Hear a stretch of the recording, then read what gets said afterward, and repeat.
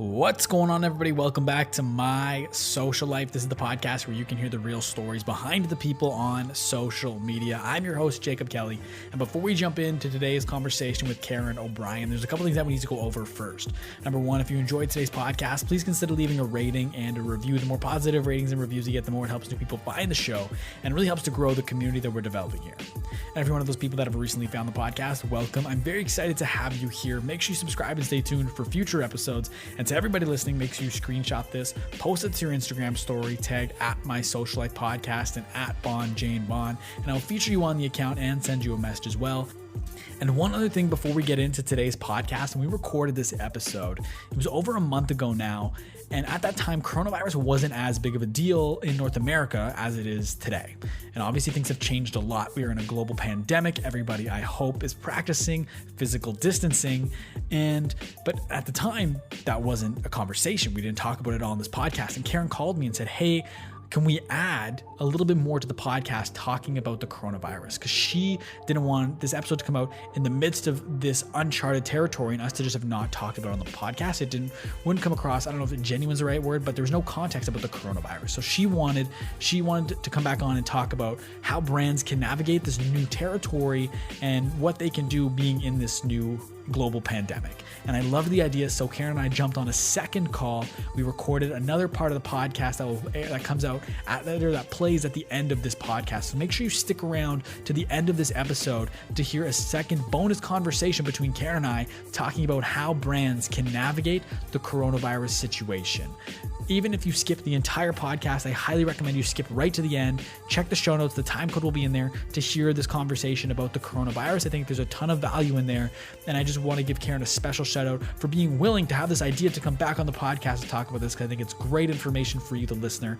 And I just really appreciate her taking the extra time to come back on the show to talk about it. The first hour or so of this episode is going to be the normal episode you're going to have. We're going to walk through Karen's story from front to back. But after that is when the coronavirus conversation will come in. So make sure you stick around and listen to that. But without further ado, I present to you my conversation with Karen OBrien.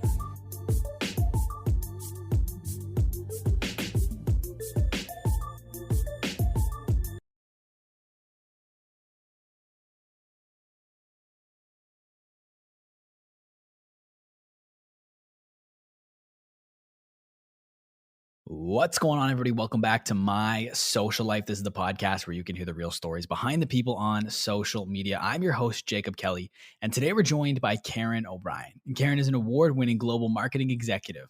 After moving from Canada to the United States, she started a company during the dot-com boom. She then began doing marketing consulting with Silicon Valley tech companies, ultimately ending up heading up emerging media at Wunderman in Seattle, one of the world's biggest marketing agencies. Following that, she transitioned to the corporate side, working as the VP of Marketing, Global Social Media, and Brand Engagement for Western Union, and most recently working for a large national retailer as their VP of Media and Social Media. She's worked with brands like Microsoft, T-Mobile, Verizon, ABC, Dell, HP, Seagate, Cisco, Oracle, PayPal, and more. And I'm very excited to have her here on the podcast today. Karen, welcome to the show. Oh, thank you so much. It's my pleasure. So where I want to start, I want to go all the way back. What were you like growing up? Well, I grew up in Canada, and I was a very curious kid, very creative, and really grew up on a family farm where I really wanted to get out and do something. I always felt like I was going to travel and have a career and do something much bigger than stay on the family farm. Okay. And then so ultimately, is that what led you to Ryerson, going to school for fashion? Yeah, I love to sew. I loved fashion, and I ultimately attended Ryerson's fashion program. I did the fashion communications track, and my goal was to, basically work in fashion marketing at some point. And if I looking back, I probably should have maybe worked in theater or some sort of design track that I didn't end up doing, because I really always gravitate towards the creative. Back to Ryerson and fashion. So after you graduated, you worked in the fashion industry for 5 years, right? Yeah, I worked in retail in Canada for a while, and I kind of wasn't really going anywhere with the retail grind. I was paying my dues, but I felt like I wanted to do more. And I had an opportunity to move to California. And I initially did an international marketing certificate at UC Berkeley while I was waiting to get a work permit. And it was there that I actually met the person who would ultimately become a tech founder in a company that I started. Okay. And now before we get into that tech company, I do want to ask, what was it like going back to school after being away for a substantial period of time when you went to UC Berkeley? Was it a challenge for you to be back in that school environment after working for a while, or was it something you kind of just naturally eased your way back into? It was exciting and energizing. And I won't lie, I mean, it was definitely tough.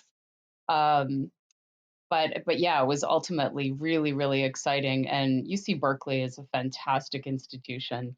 It was just at that time when the dot com boom was going on, it was full of people who were basically creating companies, and so it was fantastic. Can you tell me more about what it was like there at that time? You said everyone was creating companies. Was there just something special in the air to be in California during the dot com boom?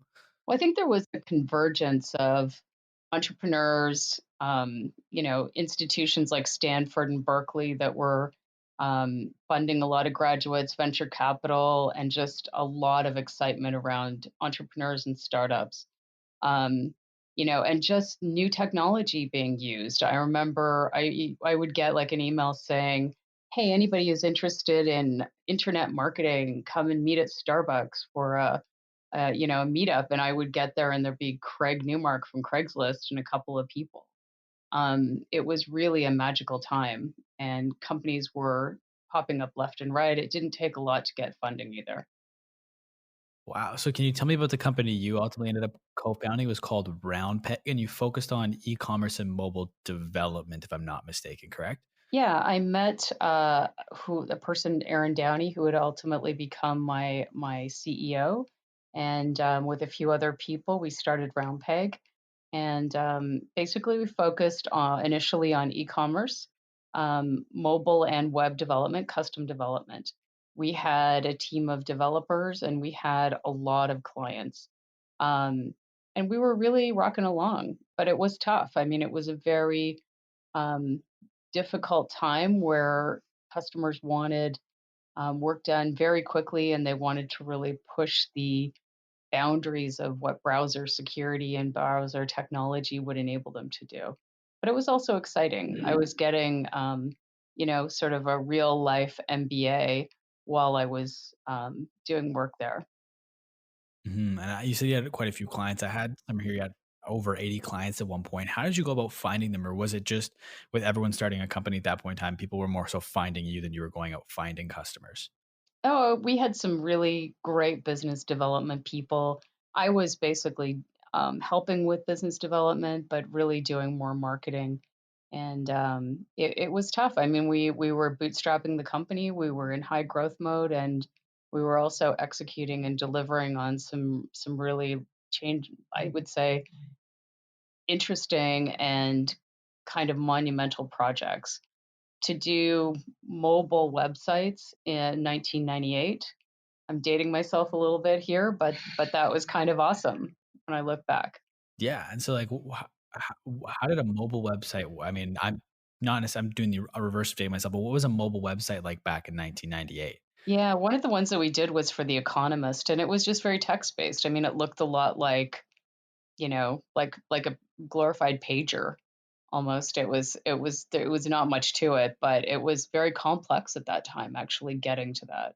And you mentioned during the time when you were building and running this company that it was like a real life MBA. So were a lot of the services and stuff you and your co-founders were providing to your clients, was that a lot of it you learned through school, or did you learn by doing it after the fact? I would say we learned by doing it. I mean, it was a little of both. It was sort of like, there was an element of what the market wanted and an element of what we could provide. And so, the two coming together again, I think that atmosphere in San Francisco at the time, I don't think it'll ever be reproduced. I mean, there was just a lot of excitement around people creating things that had never been done before. And so we were doing that in the mobile and web development space. And with the idea that you were learning a lot by doing, what is your stance or what is your advice when someone that's looking at going to college isn't sure if they want to go? What is your advice to someone that's 17 to 18 looking at colleges but isn't sure? Do you think that school is still an important route, or are you more so kind of learn by doing and start trying to get into the real world before you go to school? I mean, I'm an advocate of education for sure, but I also think that nothing replaces getting out and actually doing. And so I think, get the education and foundation that you think you need to help you start achieving your goals.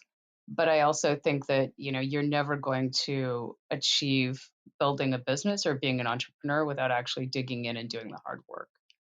And so I think there's more than one way to get there. And I think it just really depends on the individual, what they want to do and their tolerance for, basically digging in and building. I like that because I feel like oftentimes when I talk to people about this, whether on the podcast or off, it's always they have a black or white answer, yes to school or no to school. So it's I like your point of view where it's a case by case basis depending on what amount of education that each individual person needs. But speaking of the hard things when it comes to running a business, when you were running yours, you noticed there was a major issue with Round Peg. Can you kind of share what that was? Yeah, and it certainly wasn't unique to Round Peg. It was sort of a condition of the moment, which was I noticed that a lot of our customers didn't have revenue or they weren't profitable. A lot of them were heavily funded, but they were basically on an acquisition track. And they really didn't have plans to build revenue or to be profitable in the near future. And I thought that was a huge risk for companies like us that were basically helping them to build their user experience and their e-commerce technology. So, with that, I decided that I was going to start focusing more on strategy, and with that, I went into consulting. Okay. And do you think that that's a similar issue we're seeing now in terms of people are building companies for acquisition as opposed for growth? Like, is that an issue that's starting to repeat itself today? Yeah, I think we're seeing a little bit of that. I think the difference is that a lot of those companies today are actually going public before they have become profitable or before they even have a plan to do so. So, yeah, I think there's a little bit of that, a little, maybe a little less. A lot of people lost a lot of money during that time. So I think venture capitalists have become a lot more strict around their criteria for funding companies. But um, but yeah, I think a little bit of that is repeating itself. And was it a difficult decision to leave Round Peg, to leave the company that you started, or was because you noticed that no one had revenue coming in, that it was a bit of an easier decision for you? I think it was easier. I think I was wanting to build something new and wanting to continue to grow personally, and the pace that we were growing the company at that time was also, I felt, unsustainable. We needed to, get some infrastructure in and get some funding ourselves because we were bootstrapping it, or we needed to do something different. And then you said after you left Round Peg, you started doing some consulting. Did you have that plan as you were leaving, or did you leave Round Peg kind of without a plan and found it as you went? I joined Grant Thornton, which is a large global consulting firm, and I worked for a short time there, helping to lead a e-business strategy practice. And after that, I went and did, consulting as interim director of marketing or VP of marketing with a lot of Silicon Valley tech companies, usually on the consumer side and usually on digital, social, mobile marketing. Okay. And did I see somewhere that you started your own consulting company at one point? Yeah, basically, I worked for myself and had a few people that I worked regularly with, but I was basically a consultant, an independent consultant. Okay. And there's an award you won during that time frame, if I'm not mistaken. It was in 2007, it was a Silicon Valley American Marketing Association's Marketing Thought Leader of the Year award. And you and I were talking about this before we started recording, but you sent me your submission to that, and I would love if you could share with the audience how you won that award. Yeah, it was just a really simple model that I was working from at the time with a lot of my Silicon Valley clients. And that, at the time I was working with a lot of traditional marketers. 2007, the internet was obviously pretty pervasive, but social media and community building was just emerging. And so, I was looking at sort of taking the traditional acquisition, retention, and growth model and really sort of turning that on its head and evolving it to attracting, engaging, and extending, and really treating sort of that Web 2.0 or community building as the cornerstone of modern marketing. And so it was really thrilling for me that I won that award. It wasn't, a really big award, but it was something that was really thrilling to me because of the people that I was with in that AMA. Um, it was it was just a fantastic group. I mean, it included Guy Kawasaki and a few other people that I, from afar, had always considered to be mentors and people that I just really respected. So it was very thrilling for me. And so, what your submission was based on is stuff that a lot of people know today in marketing. But how are you able to identify that back in 2007? Well, I was digging in and I was actually executing with a lot of those Silicon Valley tech companies and solving real world marketing problems. Um, so I think for me, that's something that I saw over and over was working really well. Um, that we were able to do the same kind of acquisition, retention, and growth um, approach, but we were doing it in a very different modern way. And at the time, I mean, even community or social media was sort of considered, dogs on skateboards. It wasn't considered to be really serious marketing at the time. And so it was a way for me to sort of bridge the gap with more traditional marketers and help them understand how that could work. Once you win that award, does becoming an award-winning marketer, does that benefit you career-wise to be able to say that? I mean, I think it's nice to have always nice to have your work recognized, right? But I think that we're not in the business of marketing to get awards. But I think when people recognize us, it's always appreciated. For sure. And speaking of award winning, after you decided you wanted to get back into the agency side, you wanted from speaking with you, you wanted to get into a small agency, but you ended up at one of, if not the biggest agencies in the world, Wunderman. What's the story behind that? How do you go from wanting to be maybe a small boutique type agency to Wunderman? I was working at Microsoft doing consulting, and out of Redmond, out of Seattle, and Wonderman actually recruited me from the work that I was doing there. And they are a very large agency, and they're doing, even today, some very fantastic, innovative work. I headed up the emerging media group, and our two biggest clients were Microsoft and T-Mobile. And I did a lot of for me, career changing work there. At Microsoft, I helped build a social command center that now has over 150 marketers in it and drives a lot of significant engagement for the Microsoft brands. It grows across all of Microsoft. I think there's something like 28 product groups in it. And then I also got the opportunity to work on the rebranding of T-Mobile, the now Uncarrier um, positioning that they've taken, and did some fantastic work that I'm really proud of. Back in 2011, 2013, what were some beliefs people had about social media that you kind of laugh at now? Well, I have had people tell me to my face that social's a fad, it would never last, that there was no ROI on it, that our customers just weren't on Facebook.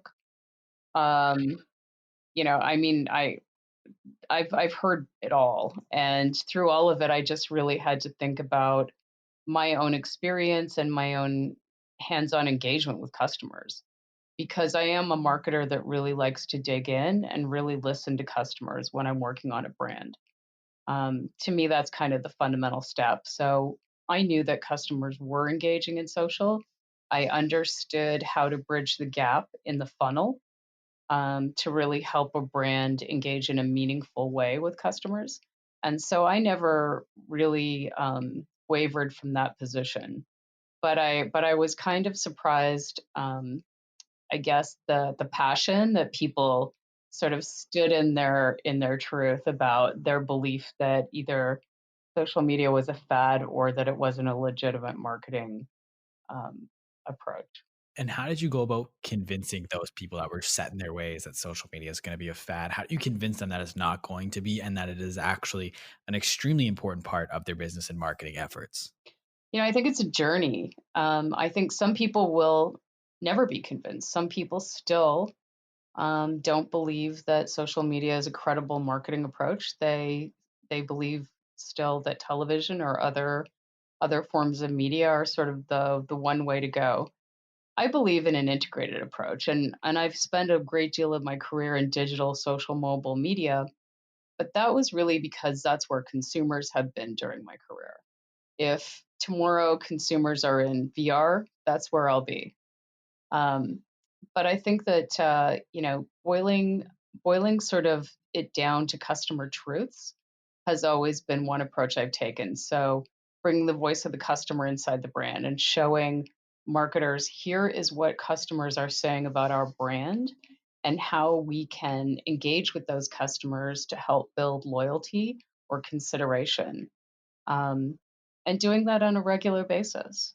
I think also then if you look at the paid media side of social, it is one of the highest ROI um, forms of media that you can use today as a marketer, and the ad spend that's going into Facebook and Twitter and YouTube alone would support that theory.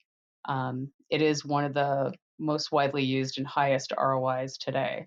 And then back just a little bit there to where you're talking about listening to what your customers are saying and seeing how they're behaving. How do you monitor that on a consistent basis? Is it through reading the insights on social media, or do you have any resources you utilize? How do you know what your customers are doing and what they want? hmm I mean, that really varies by the brand that you're working on, right? So if you're a small business and you don't have a big budget and you don't have a lot of money for tools, you may just use some inexpensive tools, or you may just literally go onto social channels and engage with your customers and really, sort of monitor daily.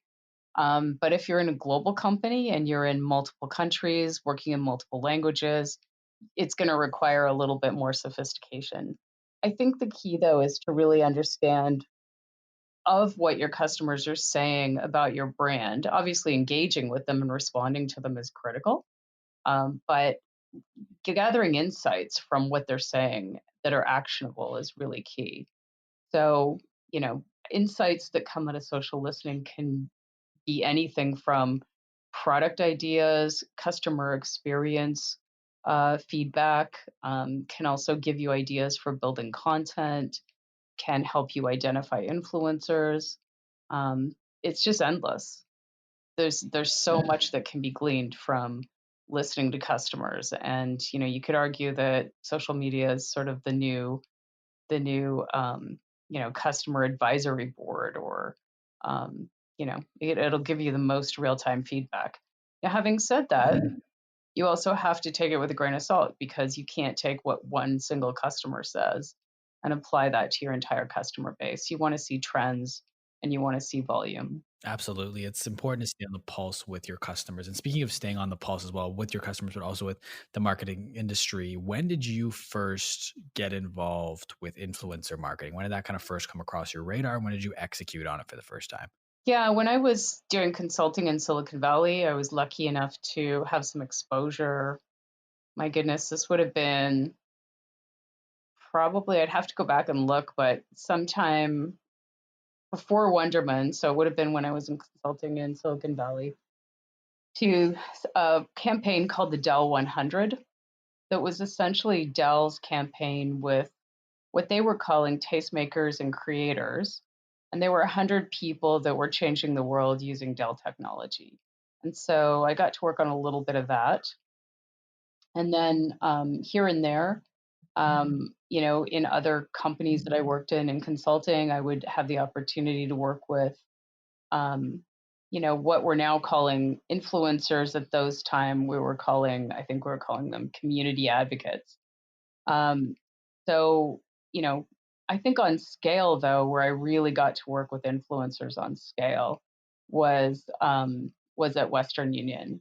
We really were able to take, the idea of finding customers that were influencers and then also sprinkling it with some celebrities and what we now call social media influencers, and coming up with a representative set of influencers who were sort of always on, that represented um, the customer profiles globally. And it was a good mix of, diversity, purpose, voice, and also use cases of how people were using the products and services.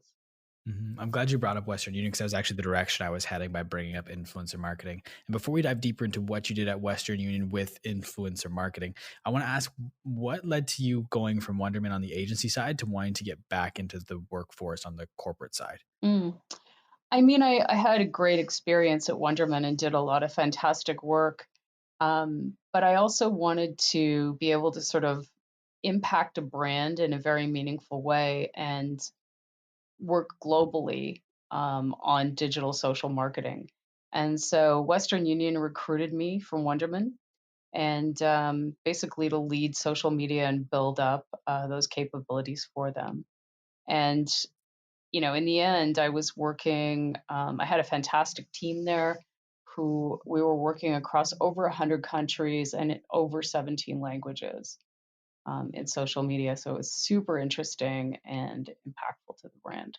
And I actually have some stats here. Speaking of impactful to the brand, you mentioned influencer marketers. So you identified 13 purpose-driven micro influencers for the campaign, in which it grew engagement by 65%. And you also built the Woo social platforms to 10 million engaged followers and had 5 to 7x the engagement of your competition. Would you say that most of these results were driven through the influencer marketing efforts you and your team did while you were there? Yeah, 100%. But I mean, we were essentially working as an internal group that was working for the benefit of the regions.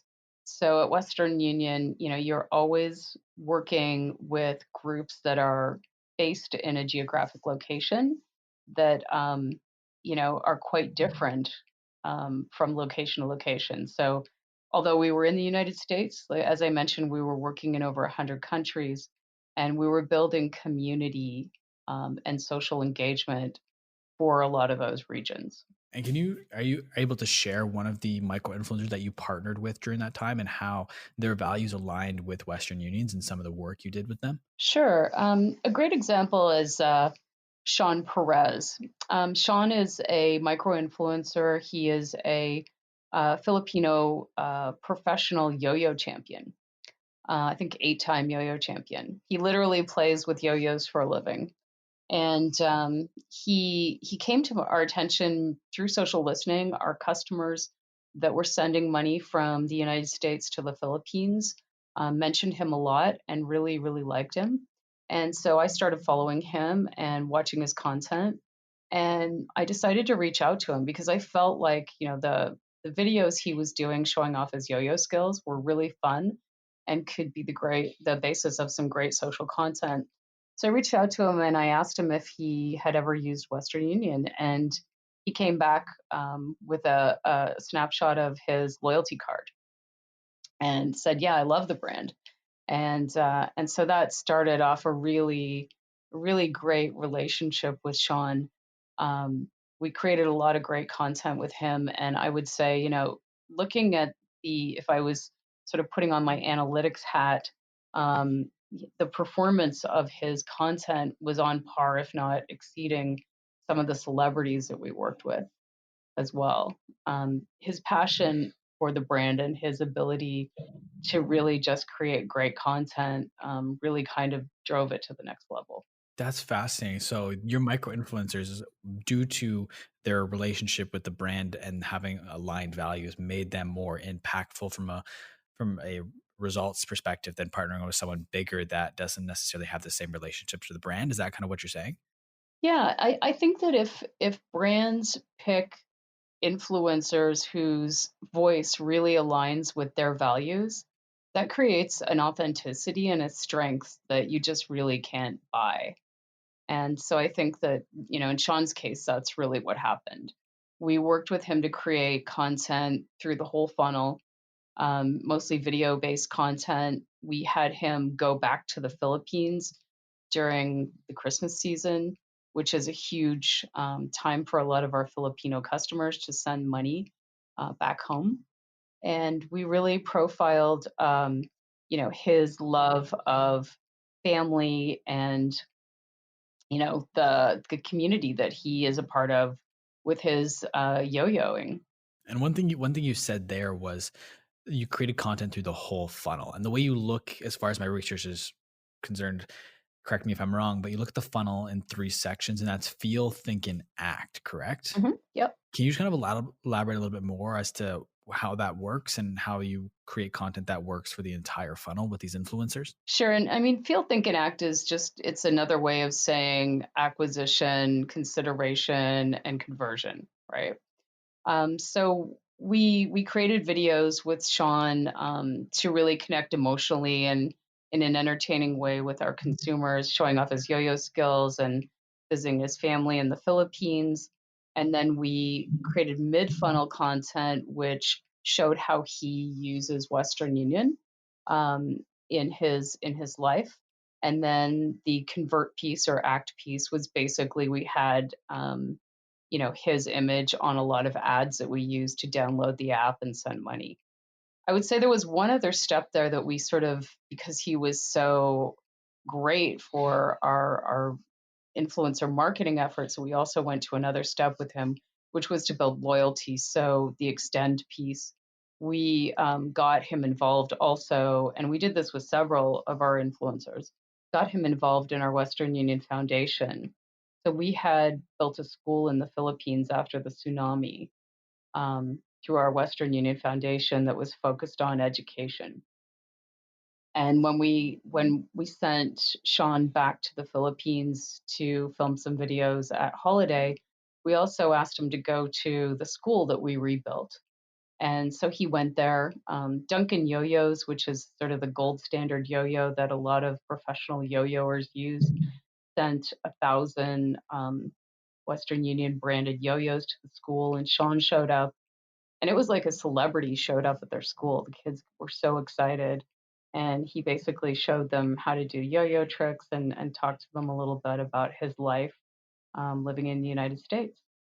And so, just getting him involved in something that he was passionate about in a way that kind of made sense just was a basis for great content, but also it profiled to the customers all the great things that Western Union was doing on the philanthropic side.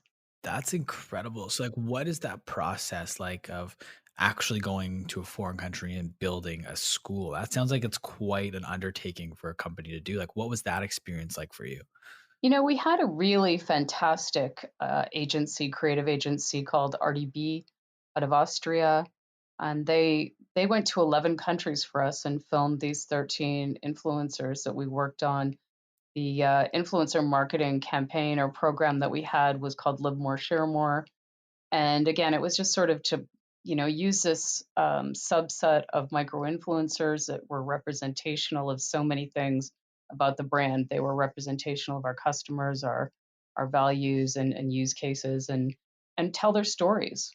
Um, and so we were very, very fortunate that we had an agency that was really scrappy, yet really, really good at helping us tell those stories in our social media channels. That's awesome. And I wanted to double back quickly to the funnel. So you said when you were working with him, you created content with him for each aspect of the funnel. But is that how you view it? You have to use the same influencer to work through the funnel with them, or is there a part of that strategy? Could it be partnering with a big influencer for the feel aspect to create as much awareness as possible? And then as you progress through the funnel with the potential customers, you niche down and partner with micro influencers for later in the funnel? Or do you find it's more effective to work with one creator through the entire funnel?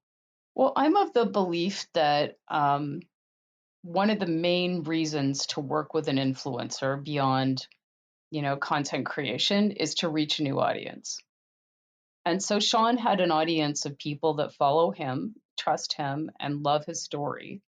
And so I personally feel that it would be more effective to use the same influencer through the funnel, but to do that with every influencer, to really activate every single influencer that way deeply to reach their audience. Okay. And then I believe you said it was through listening to your customers that you found Sean. Is that how you typically find majority of the influencers you work with? I mean that, and also social listening tools and tools like Trufan. I know you're familiar with that. Um, I find that basically looking at the audience you're trying to reach and who does that audience engage with is sort of where you want to get to. So, you can get there in a number of different ways. Okay. And then when you land on that person's profile for the first time and you're looking at it, what makes you go, okay, yes, this is a person we should work with outside of just knowing that your consumers also consume that person's content? I mean, I look for an authentic voice. I look for somebody who's first and foremost a great creator, because let's face it, social media is a visual medium. And then I also look for somebody who, basically has high engagement, that it's not just vanity likes, that people are actually having a conversation around what they're putting out there, and that it feels like it'd be a good fit for the brand. Okay. And then when it comes to these creators, obviously part of their job is to create content. What is the balance between letting them run wild and make the creative themselves versus you dictating what that creative looks like? That's a really interesting question. I would say that, brands really should sort of let go of the creative reins and let creators create. And they're going to get much better quality of content, and creators will ultimately create content that you hadn't even imagined. Um, and there's just multiple instances that this is sort of held true. Some of these happen by accident, where the team involved didn't have time to really brief the creator thoroughly, and then the creator just went off and did their own thing, and voila, it was just magic. And then other times, the creator really said, hey, I sort of have my own audience, I have my own voice, I have way I do things, and I will work with you, but the condition is that I need to do this in my own way. And so every time that I have worked with a brand that has sort of let go of the reins, it has been fantastic. And one other thing I was curious about asking too when it came to influencer marketing was when you're working with these creators, can you also work with like curation pages or people that source content from the internet? Do you find they are effective at all when it comes to influencer marketing, or does it have to be a creator who shows their face there on camera, or can it be someone that's necessarily more so behind the scenes? So more like an affiliate, or No, more so like, for example, could you partner with like just the example I was giving when it comes to curation pages like Moody Grams, which is an Instagram account that sources moody photography from the internet. So can you work with a curation page for influencer marketing, or do you find that its effectiveness diminishes because there's no face to that account? I've never done it, but I mean, I would imagine that the example you gave has a following. And so, again, it's really about reaching an audience that you couldn't reach. So I think I'd be willing to try it. I've just never tried it before. That's fair. And then when it comes to reaching new audiences, are you of the mindset of depth or width when it comes to your influencer marketing? Is it, I know with Western Union, you partner with 13 influencers. Is that the route you typically go with, or do you try to maybe scale that up a little bit more, partner with more influencers to try and maximize your reach?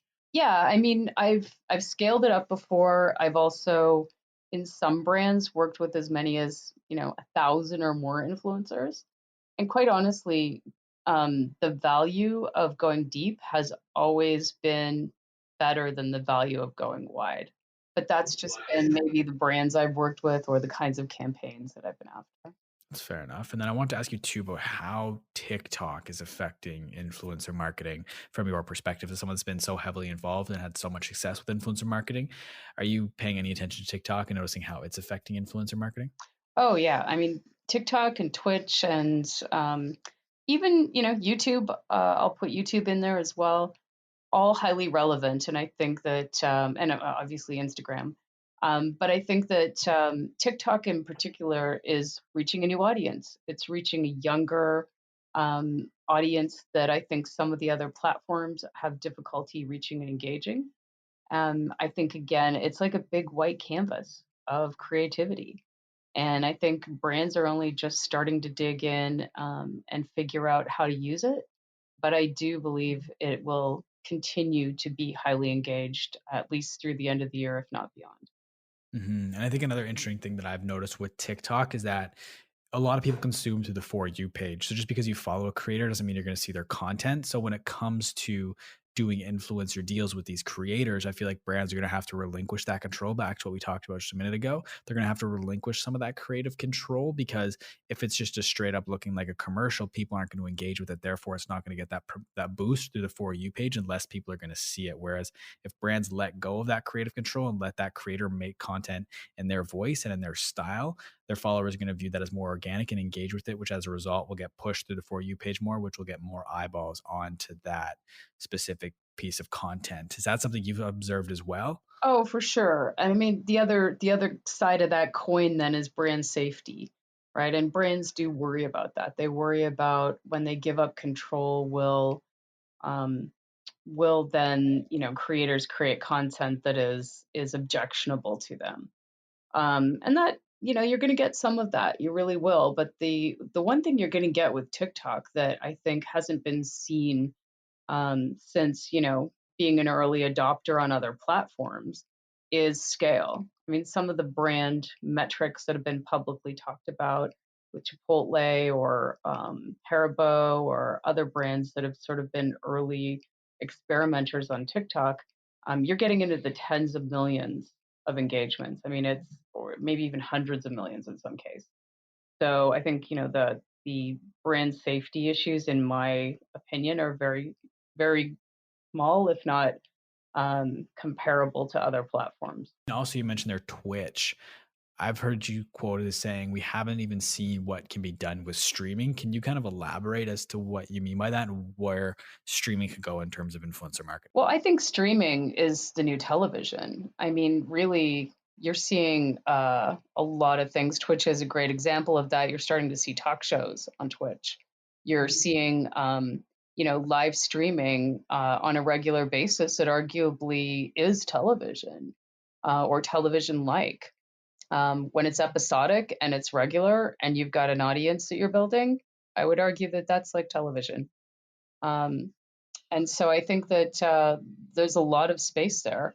When you combine that with things like esports, sort of interest groups, live gaming. I mean, there's just so much that you could be doing there, and I think it hasn't even been explored yet. I mean, that's exciting. I'm not personally too well versed in the streaming world, but hearing that it's only just the beginning is pretty exciting. Do you think that it's going to end up looking like a lot of not necessarily TV ads, but maybe product placement, things like that? Or what are some ideas you have when it comes to taking advantage of advertising in the streaming space? Yeah, I mean, there's sponsored ads. There's on TikTok, or sorry, on Twitch, there's something called the bounty board where, basically advertisers can put up a video that they will pay a bounty for influencers to basically run on their channels. Um, there's all sorts of ways I think that these emerging platforms are trying to engage with advertising without making it too salesy, right? So I think like the hashtag challenges that are happening on TikTok are a great example of that because it's engaging the audience in a fun, cool way. And I think if you look at sort of previous platforms that have tried to do kind of the musical thing, where they really didn't succeed and TikTok has is they figured out the music licensing. And that's big. That's very, very important. Right? Absolutely. And then one other thing I was going to ask you about as well is how does organic social then play into all of this? We're talking about influencer marketing stuff, but how did you then make sure that when people see this influencer post, you're tagged in their post, they come back to your page? What's your approach to organic social? Oh, I think organic is critical. I think you need to have, paid, owned, earned, and you need to have it all working together, and you need to be quite strategic about it. I think for organic social, brands really need to figure out. I mean, that is your opportunity to put something forth in your own voice and to create as a brand, not just through others, but as a company. So I think really figuring out what are the tenets of the messages that you want to put out there as a brand. You can also have employee social play into that. It can be your purpose. It can be a lot of different things. It really just depends on the brand and what they want to do. You now see a lot of CEOs becoming that voice of organic social, right? Microsoft CEO, or even arguably T-Mobile CEO, um, really takes a very proactive stance in that organic social piece. It's interesting. And you also said earlier that you've had people that used to say and even still say that there's no ROI when it comes to social media. Mhm. So, when it comes to organic social media, what are some of those metrics that you track in terms of showing that there is ROI when it comes to social? Well, I mean, I think you really want to look at all of the engagement metrics, right? But that's where a lot of performance marketers will push back and say, but it doesn't perform. Um, I feel that, performance or engagement metrics in social can really give you not only high awareness building, it can also be similar. You could basically look at reach, and you can look at all of sort of the brand building metrics. Propensity to buy, propensity to recommend. There's so many things that you could look at. It's endless, and it really just depends on your brand and what your goals are. Okay. And then also building off organic, how does paid advertising on a digital platforms, how does that tie in with your influencer marketing, if in any way, other than just being two different forms of advertising that you're paying for? It depends again on what you want to do with it. I hate to keep coming back to that, but there's just endless ways that you could use paid media with influencer marketing. I mean, obviously, you could, give all of your influencers promo codes and links, and you can measure sort of you can sort of amplify and measure any of their any of their content. Did it actually drive traffic and revenue? There's also the ability to take influencer content and then use that as creative and paid ads. There's just so many things you can do. You can create products. I mean, a lot of the beauty industry is creating products with influencers. Arguably, some of those product collaborations have been highly, highly profitable. So there's just so many, and you can see that in the sneaker world with the sneaker heads too, right? And professional athletes. There's just so many examples, and it's endless opportunity. I think again, what we need to get back to is looking at the influencer as a way to reach a new audience that we could not reach before, as marketers, and reach it in an authentic way with the people who love and follow that influencer. Do you think this is only the beginning of brands collaborating with creators to launch products? We've seen some huge successful, like the Jeffree Star, Shane Dawson, some massive success. Do you think other brands are going to start to take note of that? And we're only just entering the beginning of brands partnering with YouTubers, Instagrammers to create their own products? Oh yeah, I think yes, we're only starting to see the beginning of it, and in fact, um, one of the luxury fashion brands actually recently named a TikTok influencer as the face of the brand. And so I think you're going to see, especially with TikTok and Twitch, you're going to see some extremely creative ways of leveraging influencers in that way to collaborate and build product. That's so interesting. And so back to the TikTok thing, you said that you think it'll last. Do you think at least for the rest of the year, if not into the next? So you don't think that TikTok will kind of come and go? No, I think it's addictive, and anyone who's used it finds it fun. And I think the brands are only just starting to use it. So I think it's got a good couple of years stretch at least. I completely agree. I think they have the most dangerous algorithm of any of the social platforms I've ever used. I think it's almost too good. When I open the app, I find that I intend to go in there for 10 minutes and I look up, it's an hour later. I'm like, how did this even happen? But speaking of apps, I shameless way to transition that there. But another quote I've heard you say is you think that apps will go away. Can you kind of explain a little bit as to why you think that is? Well, I think as the Internet of Things becomes more pervasive, devices also start to become very integrated.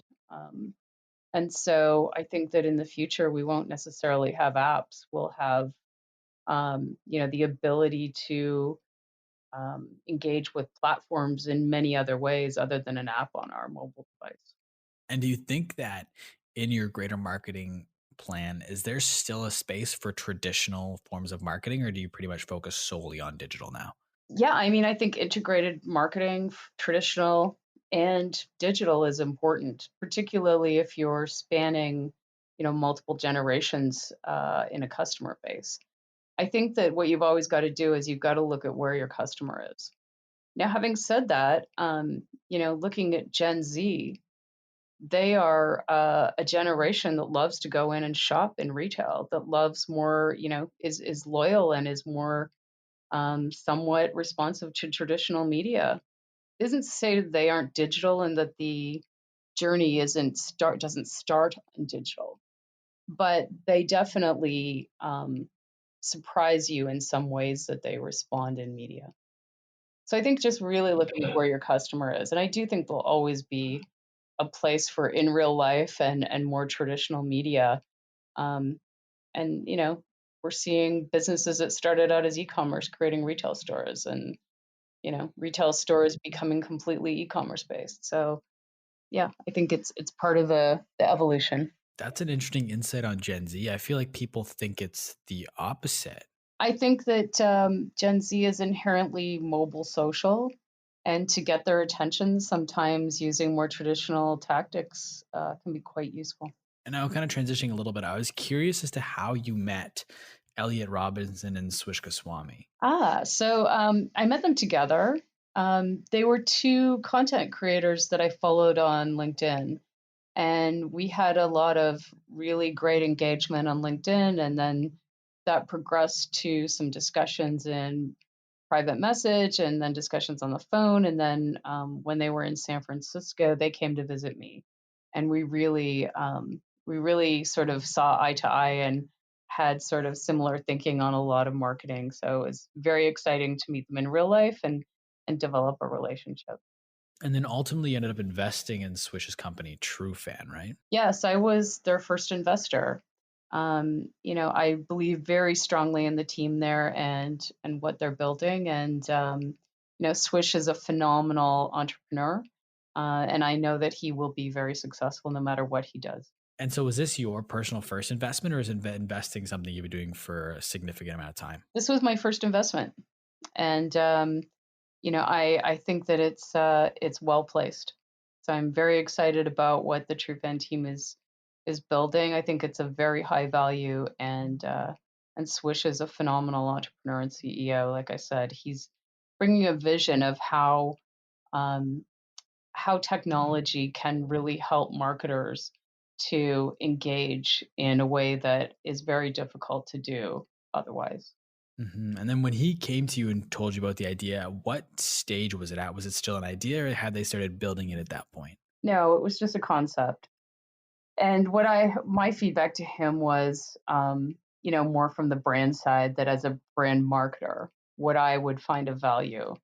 Um, and he really, really listens and takes that to heart. And I guess that's another thing that I really think makes him such a good entrepreneur. He really takes customer feedback and really listens to that and tries to figure out how can I solve that problem with what I've got in front of me. And then you mentioned that you met those two through LinkedIn, and on your LinkedIn, you have over 25,000 followers. How are you able to grow your account? It's just networking, connecting, and also I think being open to not just listening, but giving back. Many times people will reach out to me and ask me to attend an event or take a look at their resume or look at their article. And I think, as part of a community like LinkedIn, the more you give back, the more you're going to get back. And so I've, spent the last decade really digging in on LinkedIn and really building some meaningful connections there. That's awesome. And do you do similar? Do you have a similar approach to other social platforms, whether it be Instagram, Facebook, or Twitter, or is LinkedIn kind of your primary? I mean, LinkedIn is sort of my primary for professional, Facebook for personal. I love Instagram and Twitter, and I would say I'm getting a lot more back into Twitter than I used to be. When they sort of downgraded the water cooler conversation on Twitter, I got less enamored with it, but I'm starting to like it more and more lately. And Instagram, I love because it's highly visual. And just complete random changing the gears here. Is it true that you meditate every morning? Yes. Well, I try to. So my goal is to really have a consistent morning routine that energizes me and relaxes me and sets me up for the day. And I find meditation and yoga to really be that vehicle. It's hard to do yoga every single day, but meditation can only take 10 or 15 minutes. So I build that into my morning. And then in terms of meditation, that's just like focusing on your breathing, or what does that look like for you? Because I feel like everyone meditates in slightly different ways. Yeah, for me, it's really focusing on clearing my mind and then focusing on breathing and going within and just really focusing on positive energy and what I have in front of me for the day. I know you also love watching Netflix, so I was curious if you had any recommendations for myself and the listeners. I love Netflix. I love also YouTube TV is something that I'm right now watching a lot of. And Prime, of course. My husband and I recently discovered Outlander, and so I highly recommend it. Obviously, I'm a fan of all the Marvel programs. I think those have all gone over to the new Disney Channel, which I've not yet tried out. Um, but yeah, I have a lot less time these days to watch it, but when I can, I like finding a series and sort of binge watching. And then another thing I wrote down that you like to do in your spare time is going all the way back to what you went to school for, that you love vintage fashion. You want to make your own clothes one day, right? Yeah, I mean, I'm inherently creative, and I still love fashion. I collect vintage sewing patterns. I have about probably 1,000 of them. Some of the older ones that I have are over 100 years old. My goal is to just, basically make all those clothes at some point. That's awesome. And I guess it's just a matter of finding the time. Yeah, I am enjoying though the sort of studying the art and science of pattern making and construction with vintage garments. It's fascinating. And before we wrap up here, I ask everyone the same standard set of questions. I used to call it rapid fire, but these questions really aren't rapid fire type questions. But the first one being, you're going to dinner and you can take three people. It can be anybody dead or alive. Who do you take to dinner? Oh, I'd love to have Aretha Franklin, my grandmother, and probably Justin Trudeau. Okay. I like that. What is some of the best advice you've ever been given? I would say to stay true to yourself and to not let other people's opinions of what you should or shouldn't do ever be a factor. What's one thing people wouldn't expect about you? I think that, for all of the things that I've accomplished in my life, I'm really just looking forward to accomplishing more. I really feel like there's a lot ahead of me that I haven't yet done. That's exciting. Is there ever a concern of always chasing the next thing and never being happy or content with your current situation? I'm happy. I think it's what motivates me. I think it's what energizes me. I'm curious and always looking to grow and learn, and so always looking to the next thing kind of keeps me focused on that. What is one thing that's so important everyone needs to know? I mean, I think diversity is very, very important to me, and inclusion. I know it's a sort of a popular kind of phrase that's thrown out loosely today, but having grown up in a very diverse culture in Canada and then lived in other parts of the world that were not so diverse, I think diversity makes life interesting. And for the final question, I kind of like to flip the script a little bit. So instead of me asking the question, it's you asking the question, but it's not to me. So pretend you have this crystal ball and you can ask this crystal ball any question and it will give you the answer. What is one question you'd want to know the answer to?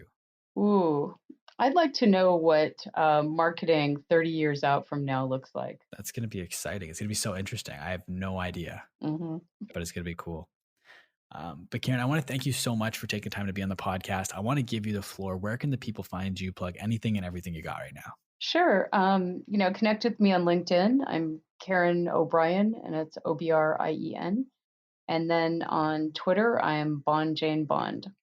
Also on Instagram. And what's the story behind the Bond, Jane Bond Instagram and Twitter handles? Karen O'Brien was even early on taken, surprisingly early. So I've always been a James Bond fan. So that was sort of my female spin on James Bond. Fair enough. But I want to thank you once again for taking the time to be on the podcast. And I want to thank everybody for listening. Whether you've listened the entire way through, you've only listened to bits and pieces, I really appreciate you taking time to check this out. Everyone, do me a favor, go and follow Karen on Instagram, Twitter, and connect with her on LinkedIn. I'll make sure everything's linked in the show notes down below. And if you'd like to follow me, you can find me on Twitter and Instagram and at the Jacob Kelly. Feel free to come and say hello. My DMs are always open. And if you'd like to follow the podcast, you can find us on Instagram and at My Social Life Podcast, or on YouTube by searching up My Social Life. Thank you once again for listening, everybody. We'll talk soon.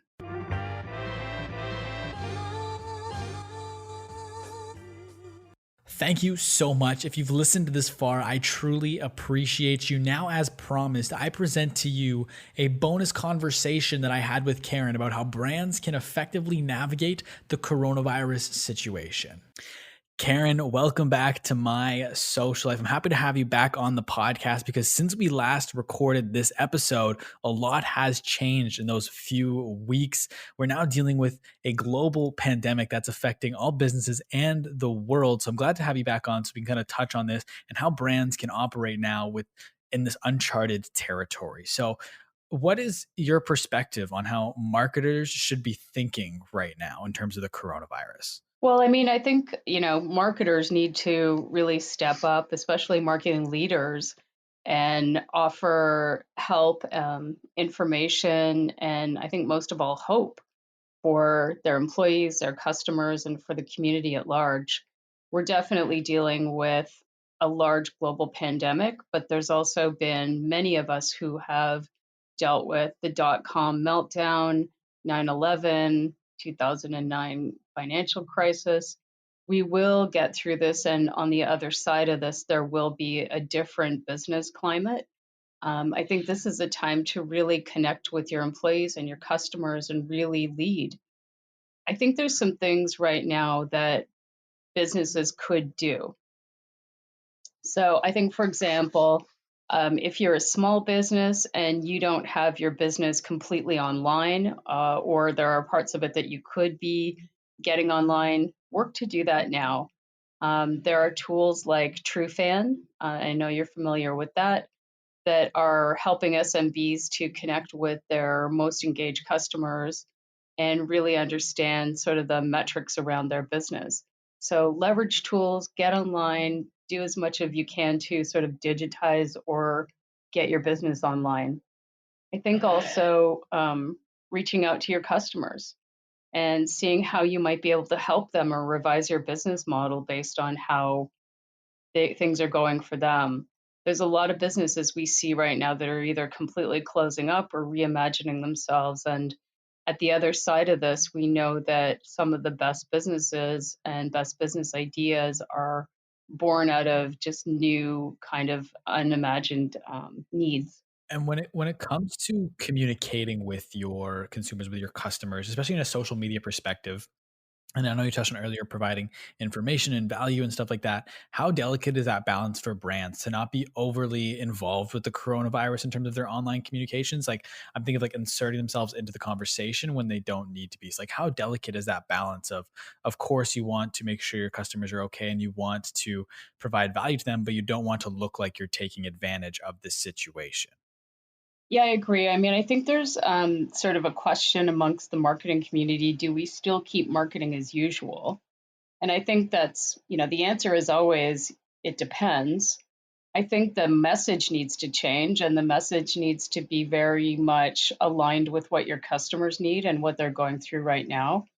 At the same time, businesses and needs still go on.